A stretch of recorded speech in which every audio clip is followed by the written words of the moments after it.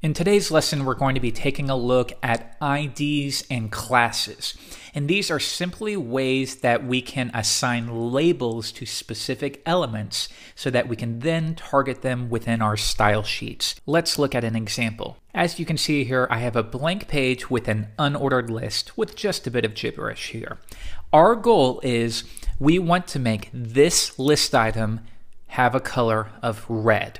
So if you want, you can pause and see if you can figure out how you would do it. Now, in a previous lesson, I showed you how to link to an external style sheet, and this is very important. It's a best practice. Do this in your projects. However, there's also another way that we can do it, and this is referred to as Inline Css. And this can be helpful if you have a very small project, or let's say you're working on a very tiny demo and you want to send it off. Sometimes it doesn't make sense to have extra files when it's so small. In this case, within the head, we're going to learn a new element, and this is called style.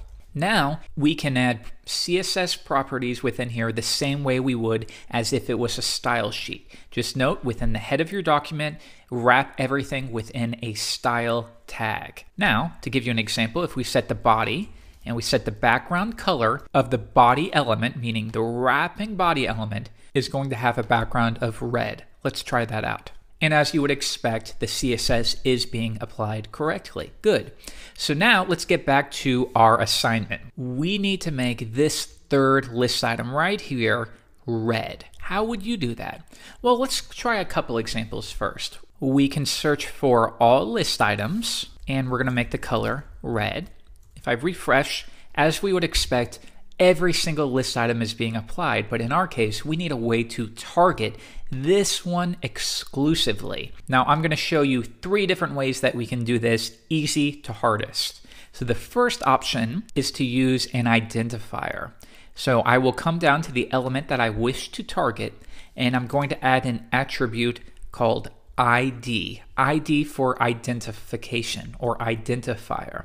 And now I'm going to give it a name of something that describes what this element is. Remember, with semantics, we don't want to be specific, and we don't want to say third li. That is a terrible ID, because watch what happens as soon as we move it maybe down here. Now this ID makes no sense because it's the 4th one, right? So always describe it rather than be specific. In this case, maybe here we would like to apply emphasis here. So this describes it. It's an emphasized section. Well, now I can reference any ID within my CSS by doing # and then the name of the ID. So in this case, I will copy this and paste it in. And then within curly braces, I add my styling per usual. Now we're saying, look on the page for an element that has an ID of emphasis. Let's try it out now. And as you would expect, only the 3rd element is red because that's all we targeted. Let's see what would happen if we add another ID here of emphasis as well. If I refresh, it is going to work, but I don't want you to do this. This is a bad practice. We use IDs to target specific elements. They are not intended to group elements together. And while a browser will allow you to get away with it, it's a very bad practice in the web design community, and you shouldn't do it. Instead, we use what's known as classes. They are quite similar to IDs, but the main difference being we use an ID to target one element. We use classes to style a group of elements. So for example, what about all buttons that's on your website? There will be numerous ones. If you want them all to receive your button styling, it would make sense to apply a class of button to any applicable elements. That way, we use a class to style groups of elements. Here, I'm going to select ID, and I'm going to change it to class. Now, to target a class, we don't use the #, that's for IDs. Instead, we use a period to reference a class. And this time we'll make the color green. If I refresh, now you can see we're doing it the proper way. When you want the group styling, you use a class, and you create that by using a period at the beginning. And that translates in human speak to find the elements that have a class attribute that is equal to emphasis. and style them like so. If we come back, I told you I would show you 3 ways, but we've only gone over 2. An important distinction to make is that you don't want to litter your HTML with IDs everywhere. So you don't want to apply an ID here and then an ID to every single list item and every element. Even though it might seem like that would help because then you can target anything you want to, it's a bad practice, especially when there are multiple ways to target elements without using identifiers. Some of these are part of CSS3, which is the next standard for cascading style sheets. And the downside is that some of these aren't available in all browsers. And this is something you're going to find. Just because it works in the latest version of Chrome doesn't mean it'll work in maybe Internet Explorer 7. And this is something that's going to make you tear your hair off once you get a little bit further into web design. But let's try it. This time, no ID, we're still going to target my. And this is the way that I would personally do it. I'm going to type li:, nth child. Now within parentheses here, we can specify which list item we need to target.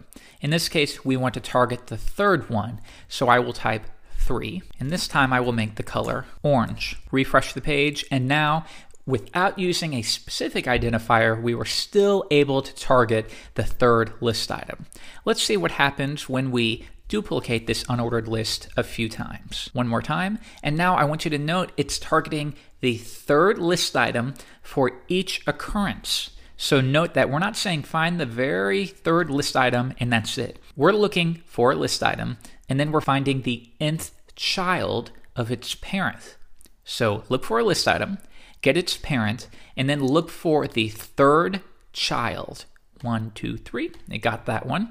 The next one, exact same thing. So don't think that you're targeting only one. You could be targeting a group. Now you might be thinking, how would we target just this one if we wanted to use this format and we don't want to style any of these other unordered lists? Well, again, you have a couple options. One, you could apply the identifier, and we'll just give it an ID of sect for the time being.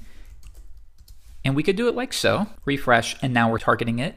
Or you could use some more advanced CSS selectors, but that's the fun thing about CSS is there's multiple ways to solve any problem.